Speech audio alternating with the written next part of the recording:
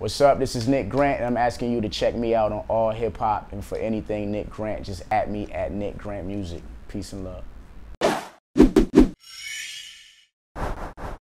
You're here at allhiphop.com. This your man Chuck Jigsaw, Creekmur. Nick Grant is What's in up, the building. Man? How you feeling? What's good? I'm good, man. Glad to finally, glad to have you here, man. I remember a long time ago, a few years ago, South by Southwest, about like maybe 30, 50 people in the crowd, you performing, rocking, the passion was there. Nah, for sure. I was definitely impressed, man. Nah, I have been since. That was fun, man. You've been, holding me down since then. So. Yeah. Well, I definitely got to salute you, man. Thank you. I put you on to my little cousin, and he's like a fanatic for you. That's you know what I'm saying? So How old are you? he's 18. He graduated today. He sends you messages all the time. Yeah. Big fan. But yo, I'm really happy to have you here, man. I'm really happy to be here. Yeah. Well, first of all, you have a new project out. Dreamin Out Loud. Dreamin Out Loud, yes, and it's dope. It's not the first project, obviously, but a lot of people are now becoming more aware of you. Absolutely. That weren't previously aware. Just that consistency, This is my, I would like to say my third project, but I was dropping stuff in between and stuff before. But of course, just trying to stay consistent, man. Ultimately, I just want to be in the conversation. I feel like, those legends are forever embedded. But as far as like this new generation of MCs, like you said earlier, just so committed to, just that fighting that fight, and just want to be in that conversation. It's interesting to hear you talk like that, because a lot of younger artists don't feel vested in either impressing people with their pen game or however they put their rhymes down, or even they're more aspiring to be platinum or going for the money, whatever. Absolutely. I'm sure those things are important to you too, but it seems like the first thing is the artistry. No, we want to be recognized for our work. We want the money. We want to all have nice things and whatever you do with your money. But for me, it's just about pushing the culture forward. Like I always say, like, man, I cannot be heard from ever again as long as the culture still is headed in the right direction. Right. And I can continue to be a fan. Then I'm good with that. Like, I just want to contribute too. But if it's in a good place and can inspire people all over the world, not just me, then I'm cool with it. Like, right. I have no complaints. Okay. Now, when people, I know this is kind of like a stereotypical thing to say, but when people now, particularly now, when they talk about the South and artists that come from the South, usually it's a negative connotation. A lot of people talk about mumble rappers, or even as far as saying that people from the South are killing hip hop. Right. What do you say to that? I mean, how could you say that? We also have Outkast. We also have Green Mob. We also have Brad Jordan, Scarface. We also have UGK. Like, we have so many people that changed the game and had a voice for where we were from. So, and telling our stories, just putting it out to the world.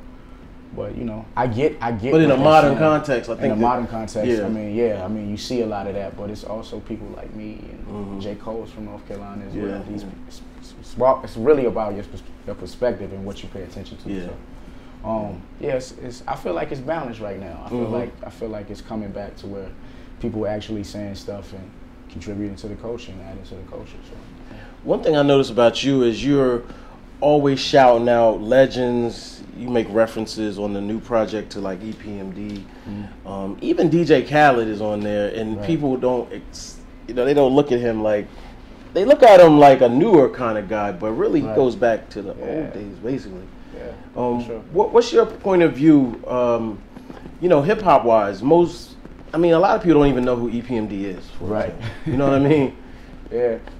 My point of view on those artists? Just in general. I mean, are you striving to be top 5 dead or alive? Is that kind of what you're trying to do? Absolutely. I feel like that's shooting for the moon, but if you don't shoot for the moon, what are you doing? Right. You know what I'm saying? Even though in my heart, in my mind, I know that's like a very difficult thing, because you got to change. You're damn near changing hip hop history. So for me, I'm definitely shooting for that. But if I don't, and I can just contribute and change other people's lives and just be mentioned with those names, then I'm cool. Like, but yeah, I just have to pay respect to those people that came before me, because without them, I wouldn't have a voice. I wouldn't even know how to articulate over a beat, or I wouldn't really have, an option for real. This was like my only option, my only out. So, when I found out, that that's what I really wanted to do, I kind of once again, just stayed committed and really wanted to do it. So once I got into a place where my voice can be heard, it's just kind of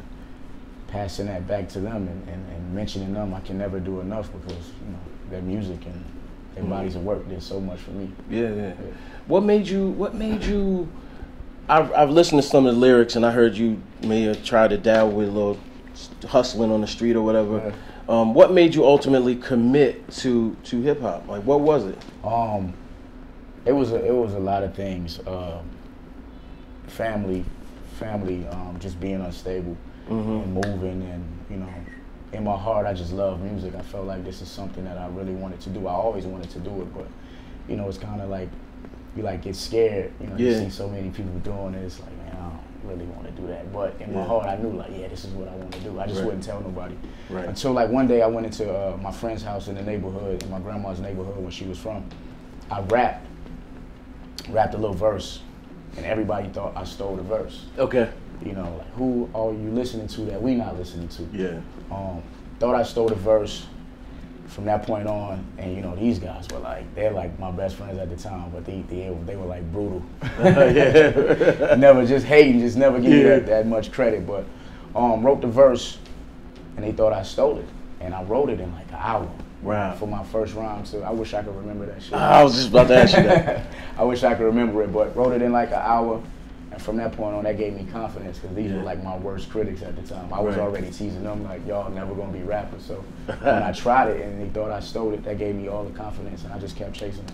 Yeah. What was your first song? Do you remember your first song? My first song, it was with them. Okay. That was like the very first song I recorded. We were like a group after that first rhyme. Okay. I was definitely the best in the group. Yeah. You still keep in touch with those guys? Absolutely, for sure. What do they say now? They just like amazed by all the stuff I'm doing for real. Like, one of them hit me the other day, was like, man, it's just crazy to like see all of this stuff happening. Yeah. And just to know where we come from. We're a small town, very remote city, not a lot of opportunity. All they do is hustle and kill each other. You know, so to come from that and, you know, to be sitting here telling you about my story, like you said, you're a legend. So to be sitting here telling you my story is like, you know, for me it's crazy, so I can just imagine for them. Like, yeah. Would you say you're living out your dream? Was it your dream, or was it just a turn of events? I kind of feel like it chose me in a sense. You know? I felt like I was gonna go be a doctor or something. Yeah. You know, my grandma was like, yeah, you should be a doctor, you should be a lawyer, just go to school, stay in school. I kind of felt like it chose me in a sense, you know, because it was always just around me from the time I was born to, you know, up until now, of course, like every day. Right. You know, like I remember, like vividly remember taking this Doggy Style album to show and tell and getting, you know, not even getting in trouble. I would get in trouble for everything. I was like a terrible child, like just always getting in trouble. Taking the album to school, come back home, and my mom is like, don't worry about it. Yeah. You know what I'm saying? So in hindsight, you know, to me that meant something. She was supportive. Yeah, absolutely. And I wasn't even chasing it at the time. She didn't know what was going on. I just took the album. You know, just trying to be cool. But that's dope. Out. Yeah. You have 2 songs on this album that stand out. The one is Black Woman. Yeah. And the other is Father Figure. Right. Can you talk about those 2 songs? You know, to me, my most proudest records, the hardest records to write. Well, Father Figure anyway, but Black Woman was like, it felt like an injustice if I didn't do the record because, you know, there were women around me every day, you know, from the time I was born to, you know, just supporting me and doing everything for me. That's who I identified love with first. Yeah. So it was like, all right, cool. My sisters, my aunts, you know, my cousins, my mom, my grandmother, everybody just supported me. I had a grandfather whose house I would go to on the weekends to learn, like, you know, how to be a man, stuff that a woman couldn't teach me, but for the most part it was just women. So I felt like I took too long to even write it, you know. My most special song, like I get women saying thank you so much for this record, you know. That means more than any dollar, more than any car, more than any chain, more than anything. So that's the reason why I do it. The Father Figure was just like, you know, the typical kid in the hood, you know what I'm saying? Unfortunately, the father in and out of the house, you'll have ups and downs. And, you know, what's very unique about it is, for me, is, you know, just like not having an issue with him, not being able to talk to him, and you know, he's taken from me in that sense. And then I regret, like, all right, cool, I should have been able to have a conversation with him. Didn't work out that way, you know, but the most beautiful thing about it is I can tell people, have that conversation. You know, before that happens to you, because you don't want to feel that pain. For me to be able to share that, and a kid reach out to me and say, "Man, thank you. This helped me have this conversation with my father. And, like, we're good now." Right, you know, it was just a huge misunderstanding. So that's the most special part about that record. Yeah, I tell people all the time, you know, they let the anger consume them. Absolutely. And they don't always know both sides of that story. Absolutely. It's, you know, it could be all bad or it could be other things. For sure. But a lot of times it's just two sides to the story. For sure. Yeah. And you got to think, too, your parents are human. So they're going to make mistakes. They're going to disappoint you all the time. Yeah. You know, you got to keep that in mind. Definitely. For sure. How have you evolved? This is a progression, obviously. I try to stay as like human as possible, man. Like, I try to stay as humble and grounded as possible, because I see so much now. Like, my brain is like clouded. There's so much I want to say, but I never had this much to talk about. It's weird, but that's why I called it Dreamin Out Loud. It was like, me being broke, trying to figure out what I'm gonna do, how I'm gonna get into this music business. And then when I get in the music business, everything just happens so fast. Right. So, like, things that I thought would take like 20 years happen fast. Or would never. So you were looking at it from that a long form point of view. Yeah, absolutely. Just so I wouldn't get disappointed. You know what I'm saying? Like, I'm thinking like, all right, I'm going on tour with Nas and Lauryn Hill. Right. You know what I'm saying? This is going to take a while. Right. This is my second year, and you know, my second year as far as having this platform to speak to you. And I'm already on tour with them. So that's incredible. Which is a blessing. So when it happens that fast, like, it could really like throw you off. You know what I'm saying? You could really start feeling yourself. So thank God they're like genuine, very humble, down to earth people, because they can walk in a room and be however they want to be because of the work that they put in. But you know, that showed me like, and they working harder than me, and I'm a new artist, so you know, I got no choice but to be humble and, you know, platinum and raise generations. So, absolutely. You know, this is mandatory that I be this way. So you got Lauryn Hill, Nas, and you're working closely with Royce. The tour, it may Royce is like one of my mentors. Like somebody that I look to for like advice and, you know, just how to move. You know, he's been through so much in the music industry and accomplished so much. So, you know, I just respect his word and respect his advice and, you know, everything that he, you know, takes the time to give me. So absolutely appreciate him. Now, for me, my favorite song from you is the sing along from your last project. Yeah, nice. That's the one for me. I love that record. Nice. Like, I let people, you know, I always send that to everybody, man. Just, it's such a powerful song. For sure. Can you talk about it a little bit? It was just my perspective at the time, you know, just coming in and me growing up on what I grew up on, like we always say, Nas, Pac, Biggie. Yeah. And just to see that this thing is dominating. I didn't understand it when I first came in. Like, how the hell is this like taking over? Yeah. Like, this is not what it's built on. Right. And then as I grew to learn, like, you know, I saw J. Cole say the same thing, like, you just gotta respect it. They know what they doing. Right. It might not be for you, but and some of it I do like, some of it I do love. I love a lot of the young cats that's doing it. First of all, I just love, you know, people being able to provide and not having options and be able to take care of their families. I know it sounds cliche, but no, it's real. I really like, you know. When you don't have any options, who are you to say, don't do that when you don't provide options? Exactly, exactly. So you just got to respect it off top. But, you know, most of the time they're not really even speaking to you. They're speaking to somebody else. There's a lot of great MCs that aren't for me. Right, so, you know, people that are adding to the culture that people love, and, you know, it might not be for me, but I love everything now. Like, my understanding is totally different. I see it. I see how it means the world to a lot of people. Right. But just because it doesn't mean the world to me doesn't mean it doesn't have a place. Right. You know, so. Okay. So I got a hard question for you. Still a great song, though. Sing along, still a great song. Oh yeah. No. That's I'm not, it stands as great for sure. So, question for you: what is the best year in hip hop? The best year in hip hop for me. And I had to research. I know living through it is different than actually studying it. But I have to say 88 because it was the year I was born. You know, and then, you know, I'm like the prodigal child of Man, 88, I agree with you on that. You agree with me? We have big arguments about that. But if you look at 88, the diversity was unmatched. Now, some people will say some people have said 98 recently. Others have said 90. 98 was a good year. DMX. Yeah. 98 was a great year. Great year. Yeah. But I agree. 88 was definitely better. The only difference with 88 and other years was it was heavy New York. Right. It was primarily New York. For sure. And then kind of the West Coast and the South came a little bit later. Yeah. Sure. So, we're in One World Studios, and DJ Boy Wonder is in the building right now, and he actually produced a record you did with Mano. Wow. Yeah, he did that record, and it's crazy when we heard that song how your ability to flow over different tracks with different artists, different flows, like just it's very impressive. You know what I mean?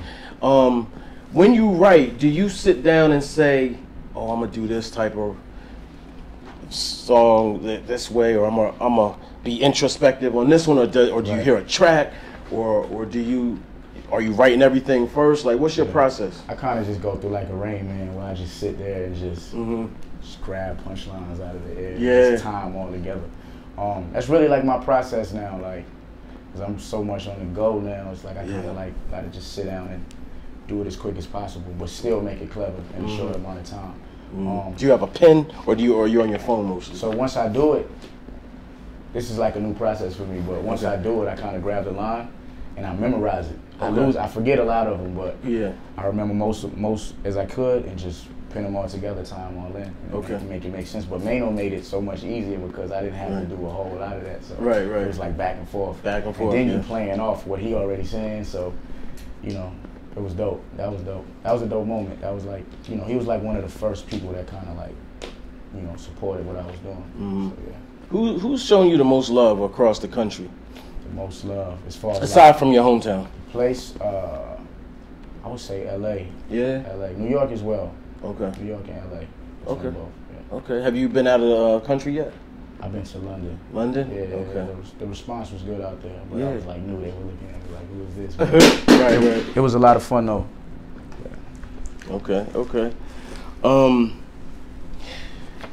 Do you? My cousin wanted me to ask you this. Do you feel valued? He was like, just ask him if he feels valued. Man, that's a great question. Yeah. I do. I just think it's slow growth.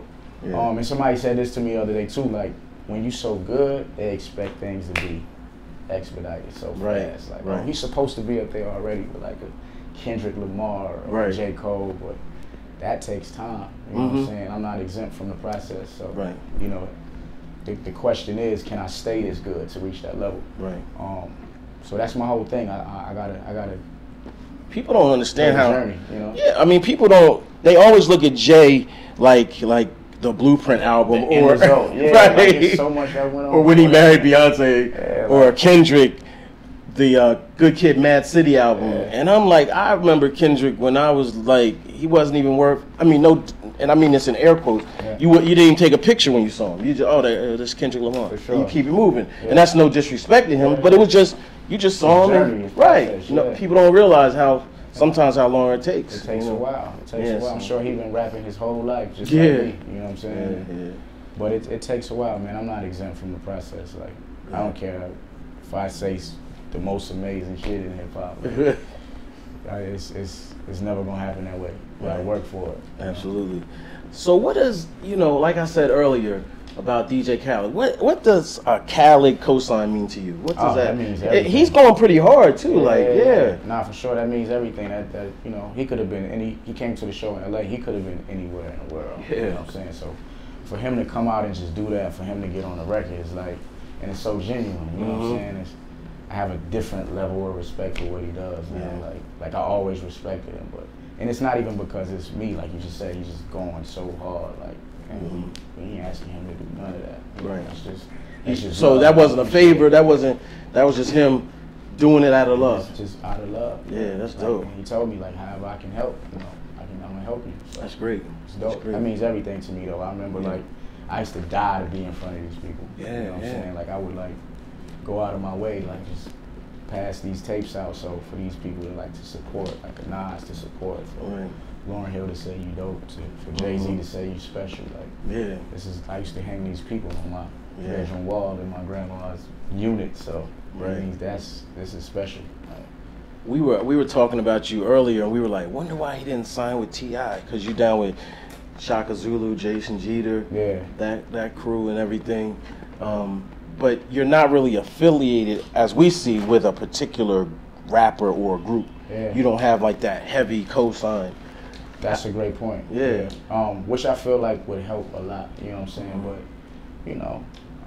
I think my story is different. Yeah. My story is different. I think higher power wants me to work a little harder, just to kind of keep me where I'm at in my head. So, but like so much love for everybody. Like, if you want support, like it's great. It's greatly appreciated. But I just feel like my path is different. My journey is just a little different. Okay, all right. Now here's a question for you. I'm big into the comic book world and everything, so I look at everything like superheroes. Like I see like all these rappers as superheroes.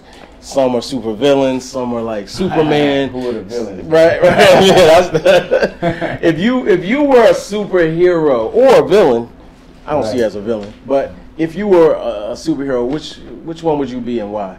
I like villains, but not for hip hop. I love the villain. Like I always. Who's your favorite villain? Man, the Joker. Dark Knight. Yeah, definitely. Killmonger now too. Killmonger's dope. That's the one and two. That's like a toss-up. That's like one, two, even Tupac and Juice. yeah, definitely. Training Day. Yeah.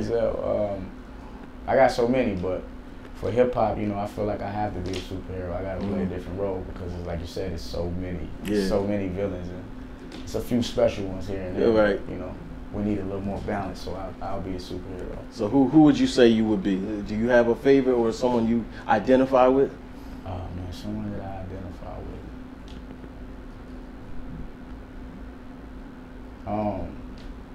Batman, because he's like more realistic. He's like rich. He can buy all the buy everything, and it's probably he still got depth though. Yeah, definitely. But he can buy like it's more realistic to me. It's not like I can fly. I'm out of the sky. Like I made myself into a superhero. That's real. So Batman for sure. Definitely. So what's going on with you? Kind of moving forward. Obviously you're touring, and you just released this album. But do you have any aspirations beyond that?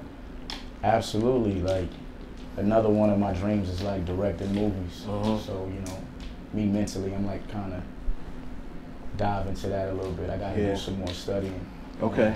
Have you done any work with the videos that you've done? Absolutely, for sure. Yeah, because some of the videos are super creative. So. Like the first one I kind of helped with was The Plan, my first video. Okay. It was like a twist of like Set It Off. Yeah. Dead Presidents with the ending. I come back, save hip hop, take the platinum albums from the classic hip hop albums at the end. Yeah. And robbing them for the classic. It was dope though. But I got so much going on. Like I said, there's so much stuff that I got to talk about. But that I want to articulate outside of rap. You know what I'm saying? So people can actually get it. Because with rap, you got to kind of figure it out. It's like a puzzle. With the visual, you can just watch it and understand it. So you're going to be behind the camera? Absolutely. Yeah. Absolutely. That's a plan of mine. Like very soon though. Really? Yeah, okay. Very soon, for sure. Do you think you'll go back to school for it, or? Yeah, for sure. I feel like you got to do your own studying and then be taught by somebody or what to do. So yeah, for sure. That's dope. Okay, all right. Now I don't think I've ever seen this from you, but AllHipHop continues to do this now to this day. We actually started this, I might add. Rappers giving their top 5 dead or alive. Man, I feel like that's like so standard. You know what I'm saying? Like I feel like everybody's gonna say Pop. Everybody's but you know what? I don't want to hear Pac big. I don't even at this point. I don't even want to hear Jay. Like. We got that. We got those. Yeah, I feel like everybody's gonna say that. So, top 5 outside of that. Yeah. All right, cool. Outside of the obvious ones, man. We know. We already know. Royce. Okay. You forgot him? No, I didn't forget him. I'm actually doing a write-up, and Royce and Black Thought are two like automatically, like right off the top. Black Thought. Yeah. Right.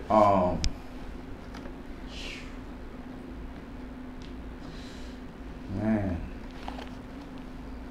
Andre 3000 is in my top 5. Yeah. That's fair. I mean, Rakim. Rakim, yeah, for sure. Who else? Snoop. Okay.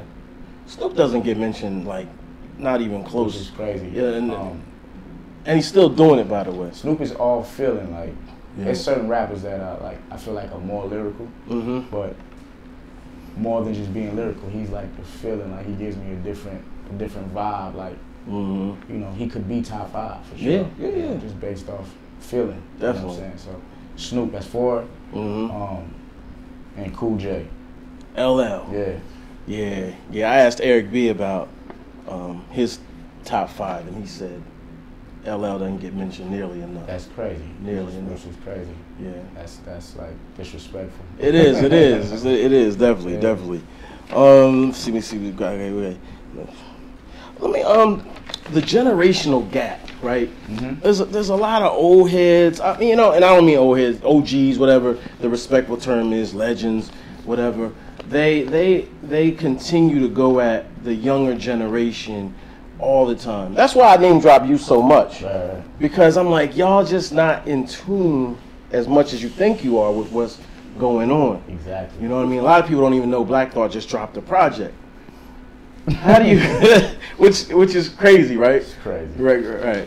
Yeah. But what do you? It's just paying more attention to what you don't like and what you actually like, and actually going to study. Like, it's a lot of people that say they want good music, but just tricking themselves. They psyching themselves out because they still play into the bullshit, whether you listen to it or not. You still pay attention to all the activities and be like older guys that, yo, I hate hip hop right now. Right. But you on Instagram all day just watching bullshit. Like, you're not actually taking the time to listen to, you know, what a Black Thought just dropped, or you know, this stuff is still out here. Yeah. So you gotta just find it. It sucks that you gotta find it because it used to be like right in front of our face, but you just gotta work for it and find it. If you care enough, you're gonna find some good music. Okay. It's out here. Yeah, for sure. Yeah. You've, I mean, you've dealt with so many, you know, legendary rappers, and as well, not to mention, you know, people like Yo Gotti who are not. Oh yes. Well, he's a legend, and I mean, Yo Gotti's actually a legend too. You know what I'm saying? Definitely. But who would you want to work with now going forward that you haven't worked with? J. Cole. Yeah. J.I.D. We actually been in the studio. Okay. A couple times. He's dope. From the South, trying to cover like Southern people. Yeah, that's all good. Davies is dope. Yeah, for sure. Nipsey, like immediately. Right. I just saw him in L.A. at the rehearsal space. Who else? Kendrick, Cole. Yeah, right. I ain't want to say them first because that's like so obvious. But right. Yeah, it's crazy because when I first heard you, I said, he reminds me of J. Cole a little bit. Yeah. J. Cole a little bit. Is he somebody you looked up to, kind of, or at least? I just feel like we listen to the same people. You know what I'm saying? Like, so you can hear those the same influences in him that you hear in me. But yeah, so he was like one of the first people. Like, I was already rapping, so it was different. Right, I got you. He inspired me for sure, but right. I just feel like we have the same influences. That's why we sound like. Yeah. How do you feel in hip hop, as we've kind of noted or been seeing, you know, with Drake and Kendrick? I mean, not Drake and Pusha T, rather. I mean, hip hop. You know, there's a sensationalism that's present, and that's almost seems to be necessary to get that extra bump. I mean, the New York Times and the New Yorker are talking about this beef. Right. And I'm like, what do y'all know about this? Y'all like literally don't know anything. But yet and still, for Pusha T especially, like now he's in front of a huge audience that may not have known about him. Do you ever feel compelled to look for those angles, or like look for the way to get in front of the masses? Yeah, but just in a way to like where I don't have to compromise my integrity, you know, or compromise who I am, just for more people to look at me. You know what I'm saying? Like I said, I have people that don't even pressure me to do that type of stuff. Yeah. So it's like super dope, but you know, man, I try to stay away from the ignorance, even though I know they respond to it. So people kind of look at me like, it might not be as many as I want, but people kind of look at me like, yo, I love what he's doing. He's not on here selling his soul. Or, you know, dyeing his hair or tatting his face just to be, you know, recognized by a lot of people, and there's no knock to them. Right. But I feel like the moment you step outside your character, people can see that you're not genuine. Right. And then it goes downhill from there. It's hard to get back to the place. Right. You know, I never respected anybody. Right. You know, so once you step outside of that, they lose respect for you, they lose love for you, especially if they held you up here. So I came out up here to a small amount of people, so I'm trying to stay up here as I grow and gain more folks. So yeah, if I ain't got to compromise my integrity, of course I want more eyes on me, but in a positive way. Okay. If somebody, just hypothetically, what if somebody came for you? I'm ready. I'm always ready for that. Okay. Always. I write rhymes about people that don't even be heard. I got that from KRS-One. Right. Like, I got like a list of like diss raps for like people that are on the show. Top 25 or so. So I'm ready for whatever. Like, this is what I started from that. I come from that. So yeah, I actually be waiting on it. Really? Yeah. Yeah, I'm waiting for the day where it's just the lyrics, right? It's just because it's just a sport, right? Yeah. It's not really all the extra stuff is not really necessary for sure to me. Yeah. But now it's like too many people involved, and it turns into a spectacle. Right. When it should be just who's the best. The best memes. Right. It can make you win the rap battle. Right? Exactly. The community is taking control of these battles now. For sure. And it's dangerous because they can decide who won.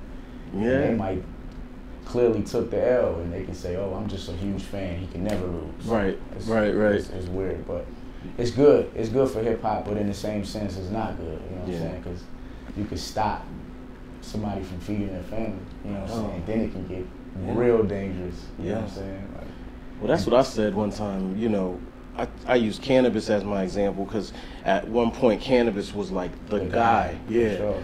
And LL literally stopped. Yeah. Like pretty much stopped all of that. And no knock to cannabis. He's still writing and working on his music, but it definitely put a damper on. Absolutely. On it. I mean, that's it's entertaining for sure, but once it gets to that point where you can't get back in place, I mean, it's totally up to the artist, but it's very hard, man. It's hard. I love it too. I indulge a lot in rap battles still to this day, but So you gonna start a crew or something, man? Cause you a leader now. You're officially a leader. Yeah. So are you gonna bring? Cause this is one thing I say with a lot of crews. Not a lot, but sometimes a lot of the people who are leading the charge, they don't bring enough people with them. Right, for sure. You got any aspirations for that? A label, anything like that? I'm not pressuring you. Absolutely. But I feel like I have to get in a position before I can, deal with that part of someone's life and be responsible for that. So, True. I gotta be like in a place where, people look at me and say, "Oh, he's a superstar," before I can bring somebody else along and help them. Because that takes a lot of dedication, a lot of commitment. Because you know how this thing go. If it doesn't work, they blame you. Yeah, I know. That's why I never managed an artist. And it can never be your fault. You know what I'm saying? It won't even be your fault, but you gotta wear that. So true. So I gotta get in position before that happens. And, okay. It's gonna take a little while. Because I got so much to accomplish. So, Yo, I definitely salute you, man. Appreciate you. Thank you for having me and let me tell my story. Like that's like forever appreciated. Yeah, no doubt, man.